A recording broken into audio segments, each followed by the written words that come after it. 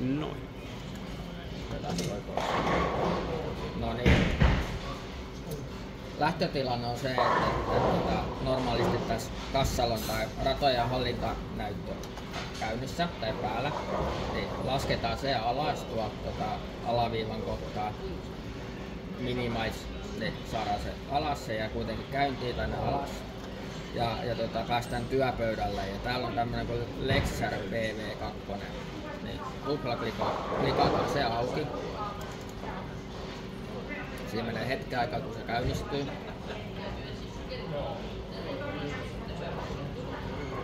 Ja tänne on luotuna amerikkalaisella pohjalla sekä eurooppalaisella pohjalla pelipohjat sekä sitten seurojen sisäiset tämmöiset niinku peruspohjat, niin pystytään sitten muokkaamaan tarpeen mukaan. Otetaan vaikka tuosta Salkein nyt esimerkiksi täällä on muun muassa sillä tavalla, että viime kilpailussa pelattiin 5 sarjaa amerikkalaisella pelitavalla ja rataparin vaihto tapahtuisi aina sarjan jälkeen.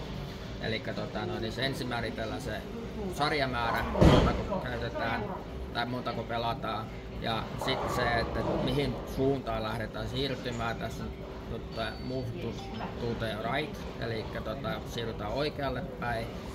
Paljonko siirrytään, 2 rataa ja monenko sarjan jälkeen, niin toi 1 sarja. Mut sit jos on nyt 2 sarjaa, että pelataan 2 sarjaa, niin sit totta kai vaihdetaan sitten tuohon 2. Täältä pystyy myös määrittelemään sen, että paljonko lämmittelyaikaa on aloitusradalla tai rataparilla, niin tänne on nyt asetettu 10. Sitten voidaan palata takaisinpäin. Sitten kun me halutaan luoda kilpailuerä, niin mennään tänne. Ensin täytyy tietysti valita se, että minkä kansion alle me halutaan luoda se kilpailuerä. Et jos me nyt hyödynnetään tätä Salkein pohjaa, niin täällä on tää Add Event or Match, ja painaa sitä. Ja näistä vaihtoehdoista keskimmäinen, siihen tuplaklikkaus niin pääsee eteenpäin. Nyt meillä on tästä tämä pohja niin, mistä me lähdetään rakentamaan sitä. Ensin valitaan tietysti päivämäärä, sen saa tuosta pistestä. Ja tuolla on tuo punainen ruudukko, niin se antaa automaattisesti tämän päivän. Sitten se on tossa. Ja yleensä se täytyy asettaa niin kuin tulevaisuuteen se kilpailuerä, eli jos me halutaan nyt heti aloittaa, niin kellon aika täytyy laittaa kuitenkin tulevaisuuteen. Laitetaan vaikka se nyt kun kello on 20:12, niin kello 12, niin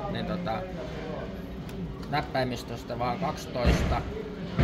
Jos olisi niin kuin, pistetään vaikka 12:30, koska ihan senkin takia, että kun näkee, tästä pystyy normaalisti vaan painaa enteriin, niin se menee eteenpäin, mutta sitten jos me halutaan muuttaa sitä kellonaikaa, niin 12:30, se vaatii sen tuplapisteen sinne, jotta se niin pystyy sen hyväksymään. Sitten me voidaan siirtyä, sitten se muuttaa sen samalla sen tohon 12 tunnin aikatauluun. Sitten nimi. Mä olen käyttänyt siinä sitä, että se on ihan vaan päivämäärä. Tänään on 4.10. Oho, tuli viiva. 4.10. Täällä on tämä näppäimistö on vähän harhaanjohtavaa, että täältä puuttuu muun muassa toi tuplapisteen merkki on ihan väärässä paikkaa, eli tää on joku jenkkiversio. Niin voi katsoa viereisestä näppäimistöstä malliin, niin tietää oikein painikkaan. Ja sitten kellonaika.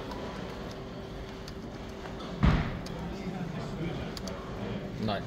Nyt siinä on kilpailun nimi luotuna. Sitten päästään määrittelemään se, että montako rataa meillä on käytössä. Automaattisesti se tarjoaa sen, että meillä on koko 10 rataa käytössä. Mutta tässä tapauksessa me voidaan muuttaa se nyt niin, että meillä olisi vaikka 4 viimeistä rataa käytössä. Niin ensimmäisenä me valitaan se aloitusrata, mistä se lähtee laskemaan se, että mille radoille niin kun luodaan se kilpailu. Eli tässä tapauksessa nostetaan nyt se tuohon 7. Mutta sitten erityisen tärkeää on huomioida tämä, että monta rataa meillä on käytössä siitä 7-radasta alkaen. Ohjelma ei tunnista sitä, että meillä on 10-ratainen keilahalli, jos siihen jättää 10. Eli sitten se tarkoittaa sitä, että se 7-radasta alkaen se ottaa 10 seuraavaa rataa. Eli sitten 10-radan jälkeen se hyppää 11-12 radalle, mitä tässä hallissa ei ole. Eli siihen muuttaa sitten 4, niin sitten se ymmärtää sen, että 7:sta 4 rataa se eteenpäin päättyy tonne 10. Ja muuta muutoksia ei tarvi, koska me oltiin luotuna se sinne kansioon jo valmiiksi se pelitapa, eli siirrytään 2 rataa oikealle päin 1 sarjan jälkeen. Ja siihen vaan ok. Nyt meillä on sitten niinku pohja luotuna sinne. Ja se menee tänne alas. Seuraavaksi siirretään pelaajat sinne. Löytyy tästä. Tietysti valitaan ensin se kilpailu, että se tietää, että mihin me siirretään ne pelaajat. Se on tämä registration and assignment, ralli englannin sanottuna. Ja päästään näkemään se. Nyt meillä on tosiaan 7-radasta 4 rataa otettu eteenpäin, nyt päättyy tähän 10-radalle. Sitten vaan lisätään ädistä ja voidaan valita tuolta pelaajia. Aloitetaan heti vaikka noista huippukeilaajista, niin pistetään Jaatinen ensimmäiseksi ja sitten vaikka Palm ja Merikukka, Tuija tietenkin. Sitten niin aloitetaan vaikka Koivusalo. Ei Koivusalo olekaan siellä. Sitten kun tulee tämmöinen tilanne, että Koivusalon Pentti ei olekaan listassa tai kuka vaan tahansa, niin me saadaan se tuolta adin kautta lisättyä. Eli se menee tänne niinku lempinimen puolelle.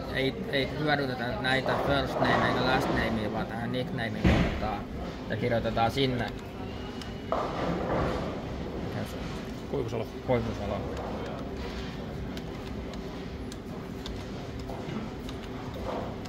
Noin.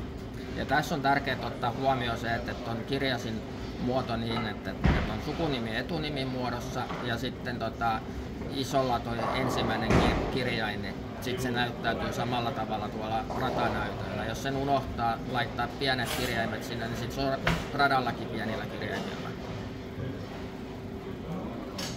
Ja sitten vaan OK. Ja nyt meillä on Pentti luotuna sinne.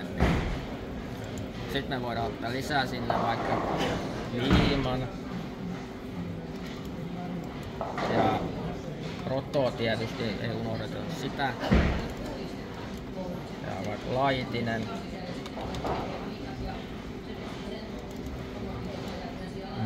Nyt meillä on 7 pelaajaa, me voidaan vielä 1 pelaaja ottaa siihen. Niin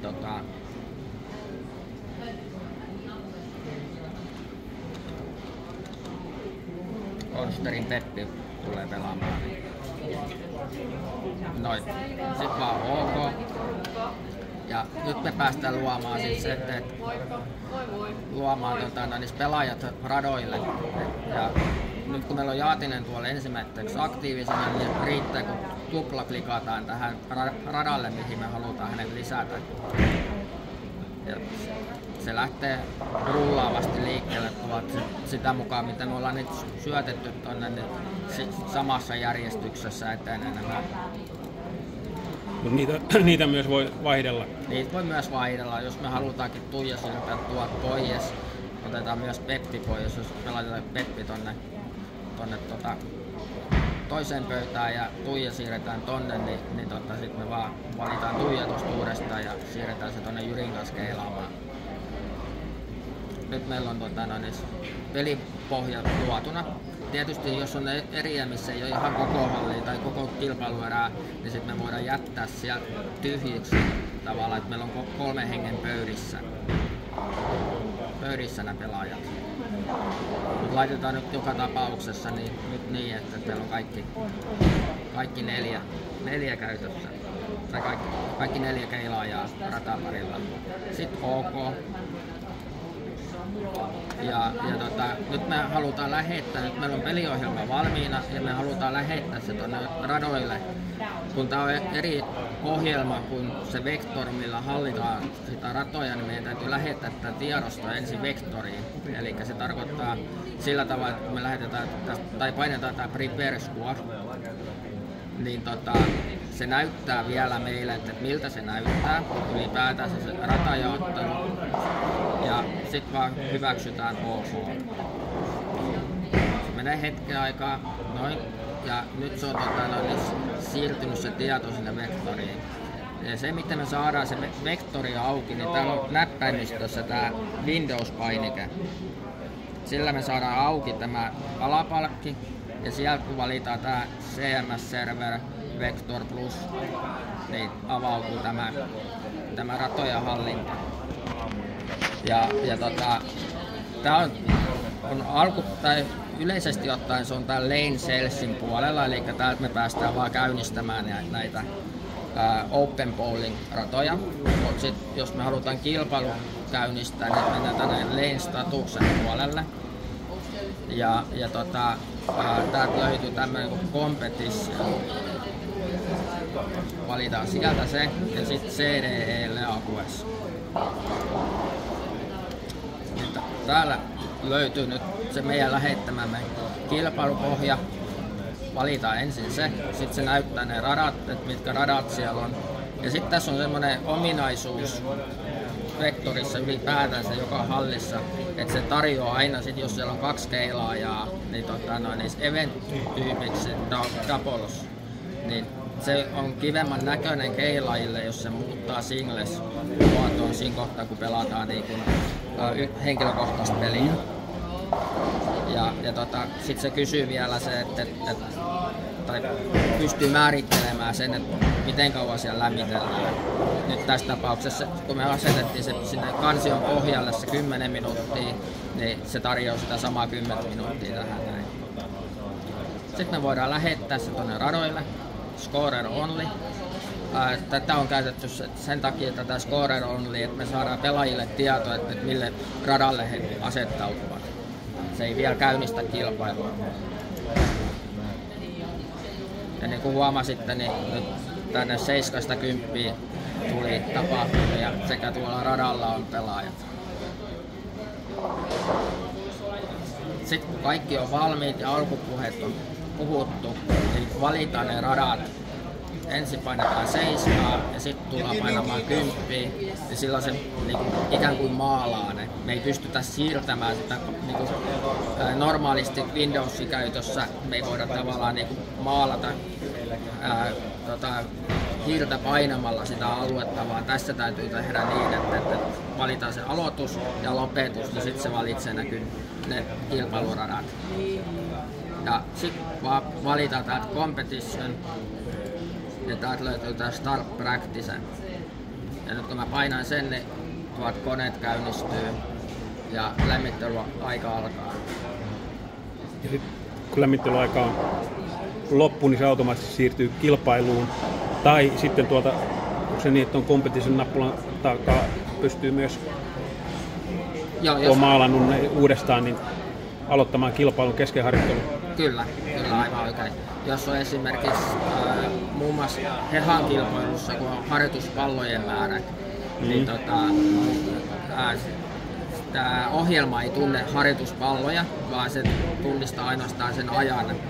Niin me voidaan manuaalisesti käynnistää se ohitte, eli nyt siellä on kaikki heittänyt se 4 harjoituspalloa, niin valitaan uudestaan competition ja täältä vaan sitten ohitetaan ja start play, niin sitten se katkaisee sen harjoitteluajan ja näytölle tulee stop-merkki. Ja menee pienen aikaa, kun se siitä käynnistää kilpailun.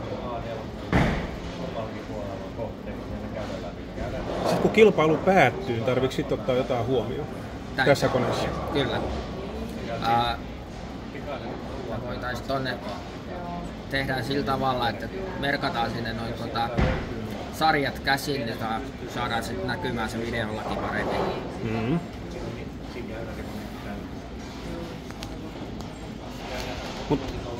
tässä oli nyt sitten niinku kaikki, mitä kilpailuiden käynnistämiseen. Kyllä.